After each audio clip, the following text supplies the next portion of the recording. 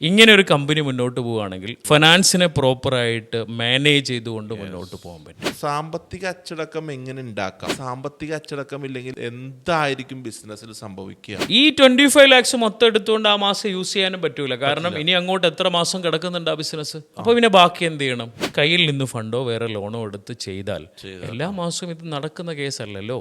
അപ്പൊ എന്ത് ചെയ്യണം? അതേ പ്രാധാന്യത്തോടൊപ്പമോ അല്ലെങ്കിൽ അതിനേക്കാൾ കൂടുതൽ ഇമ്പോർട്ടൻ്റോട് കൂടിയിട്ട് ഒരു ബിസിനസ്സുകാരൻ നിർബന്ധമായിട്ടും പഠിക്കേണ്ട സെഗ്മെന്റ് ഫിനാൻസ് സെഗ്മെന്റ്.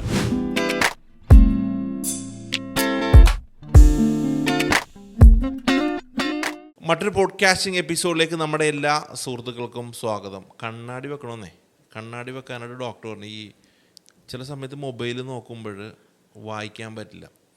അപ്പം ഞാൻ നമ്മുടെ അൽസലാമയിലെ ഡോക്ടർ ഷാജി ഡോക്ടർക്ക് പരസ്യമായിരിക്കും ഒരു പോഡ്കാസ്റ്റ്. ഷാജി ഡോക്ടറാണ് കണ്ണ് പരിശോധിച്ചിട്ട് ഒരു ചെറിയൊരു പവർ വ്യത്യാസം. പക്ഷെ എൻ്റെ കണ്ണിൽ നിന്ന് ഈ സാധനം ഇരിക്കില്ല. എനിക്കൊരു പ്രശ്നം ചിലപ്പോൾ തലയിൽ വെക്കും. എനിക്ക് എപ്പോഴും ഒരു യുണീക്ക് സ്റ്റൈൽ എവിടെയെങ്കിലും ക്രിയേറ്റ് ചെയ്യുക എന്നുള്ളതാണ് നമ്മൾ. അതുകൊണ്ട് ഞാനിങ്ങനെ ചിലപ്പോൾ കണ്ണി വെക്കും. അപ്പൊ ഇടയ്ക്ക് സാധനം നമുക്ക് ഹാബിറ്റ് ഇല്ലാത്തൊരു കാര്യം കൂടി, അതാ പ്രശ്നം. അപ്പൊ നമ്മുടെ എന്തായാലും കണ്ണാടിയല്ല നമ്മുടെ പോഡ്കാസ്റ്റിന്റെ സബ്ജക്റ്റ്. എന്നിരുന്നാൽ പോലും നമുക്ക് ഡിസ്കസ് ചെയ്യേണ്ട കാര്യം എന്ന് വെച്ചാലേ, ഇപ്പൊ ഈ ഡിസിപ്ലിനെ കുറിച്ച് പറഞ്ഞപ്പോഴാണ് എനിക്ക് ഇങ്ങനത്തെ കാര്യങ്ങൾ ഡിസിപ്ലിനില്ല. അപ്പൊ ഈ ബിസിനസ്സിലും അതേപോലെ സാമ്പത്തിക അച്ചടക്കം ഉണ്ടാവണമല്ലോ, അല്ലേ? തീർച്ചയായും. ഒരു സാമ്പത്തിക അച്ചടക്കം ഇല്ലെങ്കിൽ ഏത് സ്ഥാപനവും മുക്കൂത്തും, അല്ലേ? സാമ്പത്തിക അച്ചടക്കം എങ്ങനെ ഉണ്ടാക്കാം? അല്ലെങ്കിൽ സാമ്പത്തിക അച്ചടക്കം ഇല്ലെങ്കിൽ എന്തായിരിക്കും ബിസിനസ്സിൽ സംഭവിക്കുക? അല്ലെങ്കിൽ സാമ്പത്തിക അച്ചടക്കം ഇല്ലായ്മയ്ക്ക് കാരണങ്ങൾ എന്താണെന്നൊക്കെ നമുക്ക് ഈ ഒരു പോഡ്കാസ്റ്റിൽ ഡിസ്കസ് ചെയ്യാം സയ്യിദ് CJയുമായിട്ട്. Thank you so much. നല്ല സബ്ജക്റ്റ് അല്ലേ? നല്ല സബ്ജക്റ്റ്. കണ്ണാടി ഉദാഹരണം, കണ്ണാടി ഡിസിപ്ലിന്റെ ഭാഗമാണല്ലോ. അൺഎക്സ്പെക്റ്റഡ് ആയിട്ട് വന്നൊരു സബ്ജക്റ്റ് കൂടി ആയതുകൊണ്ട് എല്ലാ ബിസിനസ്സുകാരും അവരുടെ ബിസിനസ്സിൽ ഫിനാൻഷ്യൽ ഡിസിപ്ലിൻ മസ്റ്റ് ആയിട്ട് കീപ്പ് ചെയ്യണം. 3-4 കാര്യങ്ങളാണ് അതിൽ ഏറ്റവും കൂടുതൽ ശ്രദ്ധിക്കേണ്ടത്.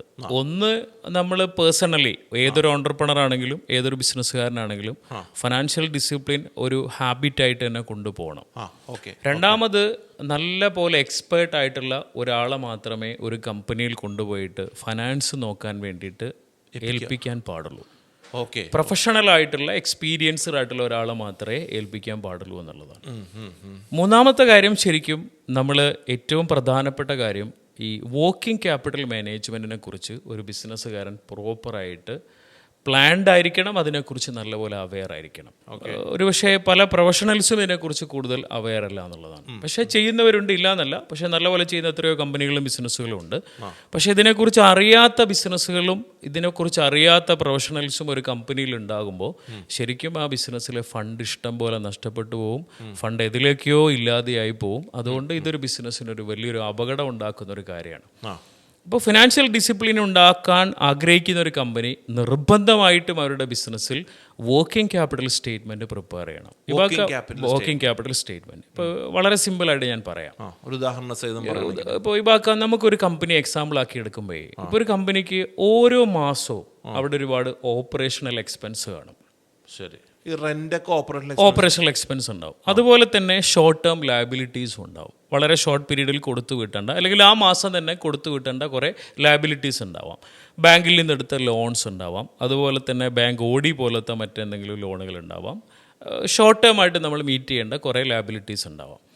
അപ്പോൾ ഒരു കമ്പനിയിലെ പ്രൊഫഷണൽ നിർബന്ധമായിട്ടും ഒരു മന്തിൻ്റെ തുടക്കത്തിൽ വർക്കിംഗ് ക്യാപിറ്റൽ സ്റ്റേറ്റ്മെൻറ്റ് പ്രിപ്പയർ ചെയ്യുമ്പോൾ ആ മന്തിലെ ഓപ്പറേഷണൽ എക്സ്പെൻസ് എന്തൊക്കെയാണ്, ആ മന്തിലെ ഷോർട്ട് ടേം ലയബിലിറ്റീസ് എന്തൊക്കെയാണെന്നുള്ളത് കൃത്യമായിട്ടും ചാർട്ട് ചെയ്യണം. എന്നിട്ട് ആ ഒരു പർട്ടിക്കുലർ മന്തിൽ നമ്മളെ ബിസിനസ്സിൽ കിട്ടാനുള്ള അല്ലെങ്കിൽ നമ്മുടെ ബിസിനസ്സിൽ പ്രസൻറ്റിലുള്ള ക്യാഷ് എത്രയുണ്ട്, ബാങ്ക് എത്രയുണ്ട്, അതായത് വർക്കിംഗ് ക്യാപിറ്റൽ അസറ്റ്സ് എത്രയുണ്ട് എന്നുള്ളത് ചെക്ക് ചെയ്യണം. ഇപ്പം നിലവിലുള്ള കമ്പനിയിലെ ബാങ്ക് ബാലൻസ് മൊത്തം ആ ഒരു മാസം നമുക്ക് എടുത്ത് യൂസ് ചെയ്യാൻ പറ്റില്ല. നിലവിലുള്ള കയ്യിലുള്ള ക്യാഷ് മൊത്തം ആ ഒരു മന്തിലെ എക്സ്പെൻസ് മീറ്റ് ചെയ്യാനോ ഷോർട്ട് ടേം ലയബിലിറ്റീസ് മീറ്റ് ചെയ്യാനോ യൂസ് ചെയ്യാൻ പറ്റില്ല. അപ്പോൾ ബാക്കിയുള്ള ഫണ്ട്, ഇപ്പം നമുക്കൊരു എക്സാമ്പിൾ സഹിതം പറയാം അല്ലേ. ഒരു ഓപ്പറേഷണൽ എക്സ്പെൻസ് ഒരു കമ്പനിയിലേക്ക് ഒരു മാസം ഒരു 30 lakhs ഉണ്ടെന്ന് വിചാരിക്കാം. ഷോർട്ട് ടേം ലയബിലിറ്റീസ് ആ ഒരു പർട്ടിക്കുലർ മന്തിൽ ഒരു 10 lakhs ഉണ്ട്. അങ്ങനെയാണെങ്കിൽ ടോട്ടൽ ആ മന്തിൽ കമ്പനിക്ക് എത്ര വേണം? 40 lakhs വേണമെന്ന് വിചാരിക്കാം. ചില കമ്പനി വലിയ കമ്പനിയൊക്കെ ആണെങ്കിൽ ഇതിനേക്കാൾ എത്രയോ ആയിരിക്കാം, ക്രോർസ് ആൻഡ് ക്രോർസ് ആയിരിക്കാം. ഞാനൊരു കമ്പനിക്ക് ഒരു എക്സാമ്പിളിന് വേണ്ടി പറഞ്ഞതാണല്ലോ. അപ്പോൾ ഇവാക്ക നമ്മളെ കമ്പനി നോക്കുന്ന സമയത്ത് നമ്മളെ കമ്പനിയിൽ ക്യാഷ് ബാലൻസും ബാങ്ക് ബാലൻസും നോക്കുമ്പോൾ മൊത്തം ഒരു 25 lakhs ആയി. ഈ 25 lakhs മൊത്തം എടുത്തുകൊണ്ട് ആ മാസം യൂസ് ചെയ്യാനും പറ്റൂല. കാരണം ഇനി അങ്ങോട്ട് എത്ര മാസം കിടക്കുന്നുണ്ട് ആ ബിസിനസ്. അപ്പോൾ അതിൻ്റെ ഒരു പ്രൊപ്പോർഷൻ എടുത്ത് മാത്രമേ നമുക്ക് എന്ത് ചെയ്യാൻ പറ്റുള്ളൂ. ശരിക്കും 40 ലക്ഷം രൂപ ഈ മാസം വേണം.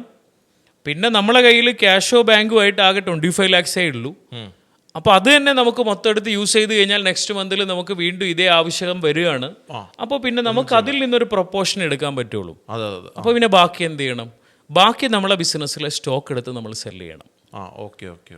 അപ്പോൾ അത് പ്രോപ്പറായിട്ട് നമുക്ക് വിൽക്കാൻ പറ്റണം. അതിലൂടെ റവന്യൂ അല്ലെങ്കിൽ ക്യാഷ് ജനറേറ്റ് ചെയ്യണം.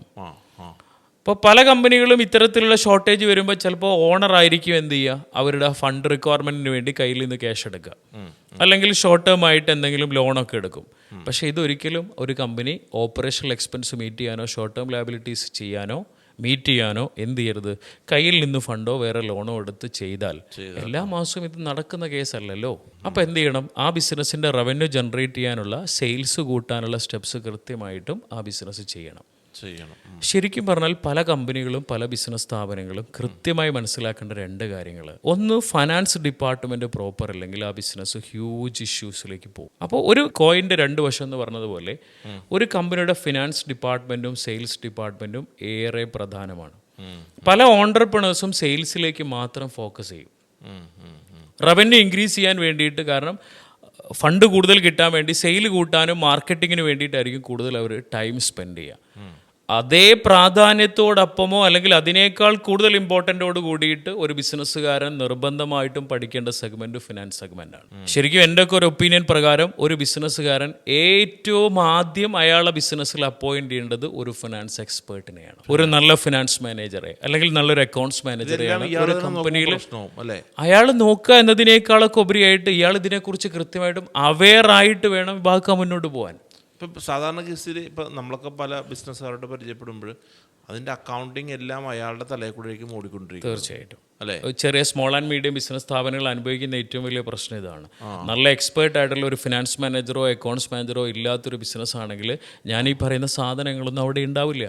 ഒരുപക്ഷെ ഇባക്ക നമ്മളെ പോഡ്കാസ്റ്റ് കേട്ടുകൊണ്ടിരിക്കുന്ന പല ബിസിനസ് സ്ഥാപനങ്ങളിലും ഈ പറയുന്ന വർക്കിംഗ് ക്യാപിറ്റൽ സ്റ്റേറ്റ്മെൻറ്റ് പ്രിപ്പയർ ചെയ്യുന്നില്ല. എല്ലാ മാസത്തിൻ്റെ തുടക്കത്തിലും അവർ വർക്കിംഗ് ക്യാപിറ്റലിലെ സ്റ്റേറ്റ്മെൻറ്റ് പ്രിപ്പയർ ചെയ്യണം. Estimated working capital statement. ആ ഒരു പർട്ടിക്കുലർ മന്തിൽ നമുക്ക് എത്രമാത്രം ഓപ്പറേഷണൽ എക്സ്പെൻസ് ഉണ്ട്, എത്രമാത്രം ഷോർട്ട് ടേം ലയബിലിറ്റീസ് ഉണ്ട് എന്നുള്ളത് നമ്മൾ ലിസ്റ്റ് ഔട്ട് ചെയ്യണം. എന്നിട്ട് ആ ഒരു മന്തിൽ നമുക്ക് ആ ഒരു ഓപ്പറേഷണൽ എക്സ്പെൻസും ആ ലയബിലിറ്റീസും മീറ്റ് ചെയ്യാനുള്ള റിസോഴ്സ് നമ്മളെ കയ്യിലുണ്ടോ എന്ന് ചെക്ക് ചെയ്യണം. അഡീഷണലായിട്ട് ഫണ്ട് വേണമെന്നുണ്ടെങ്കിൽ ആ ഫണ്ട് എടുക്കാനുള്ള സ്റ്റെപ്സ് മന്തിൻ്റെ തുടക്കത്തിൽ തന്നെ പ്രിപ്പയർ ചെയ്ത് പ്ലാൻ ചെയ്ത് അതിനു വേണ്ടി നമ്മൾ എന്ത് ചെയ്യണം, ബാക്കിയുള്ള സ്റ്റെപ്സ് എടുക്കണം. എന്നിട്ട് മന്ത് എൻഡിൽ നമ്മൾ എന്ത് ചെയ്യണം, ആക്ച്വൽ വർക്കിംഗ് ക്യാപിറ്റൽ സ്റ്റേറ്റ്മെൻറ്റും പ്രിപ്പയർ ചെയ്യണം. നമ്മൾ പ്രതീക്ഷ പോലെ ഈ പറയുന്ന റിസോഴ്സൊക്കെ വന്നോ, ഫണ്ടുകൾ വന്നോ, നമുക്ക് ലയബിലിറ്റീസും അതുപോലെ തന്നെ ഓപ്പറേഷണൽ എക്സ്പെൻസുകളൊക്കെ മീറ്റ് ചെയ്യാനുള്ള ഫണ്ട് വന്നോ എന്നുള്ളത് ചെക്ക് ചെയ്യുന്ന ഒരു ആക്ച്വൽ വർക്കിംഗ് ക്യാപിറ്റൽ സ്റ്റേറ്റ്മെൻറ്റും പ്രിപ്പയർ ചെയ്യണം. ഇങ്ങനെ ഒരു കമ്പനി മുന്നോട്ട് പോവുകയാണെങ്കിൽ ആ കമ്പനിക്ക് വലിയ ഭാരമോ പ്രശ്നമൊന്നും ഇല്ലാതെ ഫിനാൻസിനെ പ്രോപ്പറായിട്ട് മാനേജ് ചെയ്തുകൊണ്ട് മുന്നോട്ട് പോകാൻ പറ്റും. ഇങ്ങനെ മുന്നോട്ട് പോകുന്ന ഒരു കമ്പനിക്ക് മാത്രമാണ് ഫിനാൻഷ്യൽ ഡിസിപ്ലിനോട് കൂടി മുന്നോട്ട് പോകാൻ പറ്റുകയുള്ളൂ. അപ്പോൾ ഫിനാൻഷ്യൽ ഡിസിപ്ലിൻ ഉണ്ടാകണമെങ്കിൽ ഫസ്റ്റ് നമുക്ക് ഓഡിയൻസ് കൊടുക്കാൻ പോകുന്ന ഒരു മെത്തേഡ് എന്ന് വെച്ചാൽ അവരുടെ വർക്കിംഗ് ക്യാപിറ്റൽ സ്റ്റേറ്റ്മെന്റ് എല്ലാ മാസവും വർക്കിംഗ് ക്യാപിറ്റൽ സ്റ്റേറ്റ്മെന്റ് പ്രോപ്പറായിട്ട് പ്രിപ്പയർ ചെയ്യണം. മന്ത് എൻഡിൽ ആക്ച്വൽ വർക്കിംഗ് ക്യാപിറ്റൽ സ്റ്റേറ്റ്മെന്റും പ്രിപ്പയർ ചെയ്യണം. ഏറ്റവും പ്രധാനപ്പെട്ട കാര്യം നിങ്ങളുടെ ബിസിനസ്സിൽ ഒരു ഫിനാൻഷ്യൽ ഒരു എക്സ്പേർട്ട് ഉണ്ടാകണം അല്ലേ? തീർച്ചയായിട്ടും. ഓക്കെ.